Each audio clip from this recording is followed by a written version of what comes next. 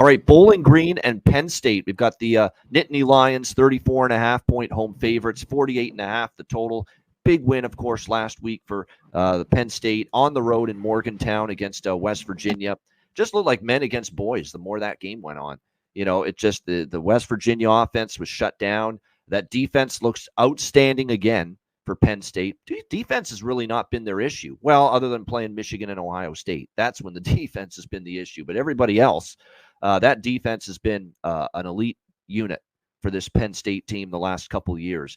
What was different about Penn State, and it wasn't just a little different, it was a lot different. The offense, the creativity, the play calling from Andy Kotelnicki, the first-year offensive coordinator here for Penn State, throwing the ball downfield, pushing the ball vertically, downfield in the passing game, something that Penn State faithful have been crying out for the last 2 years. Put the ball in Drew Aller's hands. Let's see what kind of an arm he has. Let's see him try to get the ball deep. And the results were great. And Drew Aller had probably one of the better games I've seen him play at the quarterback spot for Penn State. They were aggressive. They took shots downfield. They were true to their word. And now all of a sudden, for the last couple of years, and I think this year too, you're going to have an excellent Penn State defense. If you couple any kind of capable, explosive offense, and that's what I saw in Penn State, C-Mac, on Saturday. I finally saw explosiveness on offense, especially throwing the football, which they have had zero of the last 2 seasons. That is huge. And you couple now an offense that could be explosive, dynamic, diverse, because you can run it with Allen and Singleton, your 2 great running backs, a good offensive line, and now all of a sudden you found a passing game that can make big plays down the field. To go with that defense, sky could be the limit for Penn State. Again, I still have to see it against the heavyweights of the Big Ten, especially when they play Ohio State later in the season, but they do get Ohio State at home. Let's see it if they can finally slay the dragon there. But I'm telling you what, this offense, I had to definitely give it a upgrade after what I saw last week against West Virginia. It looked way more dynamic than anything I saw from Penn State offensively last year. We know the track record of James Franklin in these big favorite roles. He's just he dominates. He did it again, of course, against West Virginia last week, an easy win and cover when he's a touchdown favorite or more. It's almost at the point where when he's in this kind of point spread range as a big favorite, I just can't touch the opponent, can't bet the opponent because the numbers are just so dominant for James Franklin as a bigger favorite. I think it's something like 25-4 against the spread, something crazy like that. Yeah. Just incredible numbers for him as head coach at Penn State when they're a touchdown favorite or more. It's when they're an underdog or in a pick'em and they're against teams that are really good. That's when they struggle. But they have had no issues as bigger favorites. My one concern about laying the points here with Penn State is the spot. You're coming off that kind of huge victory, big game against West Virginia last week. Is the focus there for 60 minutes against Bowling Green when you play? Although actually, the good news for Penn State is there's no look ahead at all. In fact, after this game, they have a bye week, and then they play Kent State at home.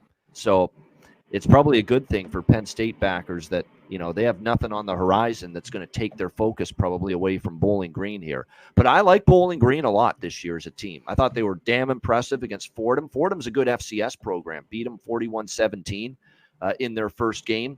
We'll see how they fare here in this one, but I was very impressed with what I saw at Bowling Green last Thursday night. I love Bazelak. He's an experienced quarterback. They've got a great offensive line. They've got great weapons. They can run the football. They're very balanced on offense, and I think their defense, finally, it got better last year, could be even better defense this year.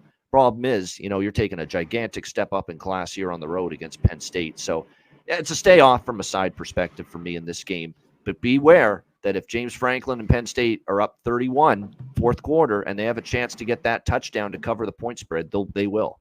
He's one of those coaches that will do that, and that's something you want to be aware of. So, and I look at Penn State as an over team a little bit, especially when they're in these mismatch situations. And I like the Bowling Green offense enough where I think they could maybe score 7 or something like that, maybe like a 42-7 type of deal, because I think Penn State will move the ball well in this game.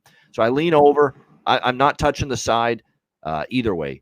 I think Bowling Green's a team I want to back. I just cannot go against this James Franklin Penn State track record when he's a favorite of a touchdown or more. Like the results are just dominant for Penn State in this point spread range. What do you think here, C-Mac? Bowling Green, Penn State. Yeah, in this game with the total, Bowling Green's team total is just going to be a touchdown probably here, right? With this number, 7.5. I mean, it's 48.5. So maybe they can, let's go to Bowling Green. I thought the win was all right. I still, though, I don't know to make of their defense a little bit. I mean, like they step up, they have shit. Even to Fordham, they gave up 400 yards of offense. Like they didn't look great. But Bazelak, you mentioned solid, been in college forever. He had 168 last week, just did enough.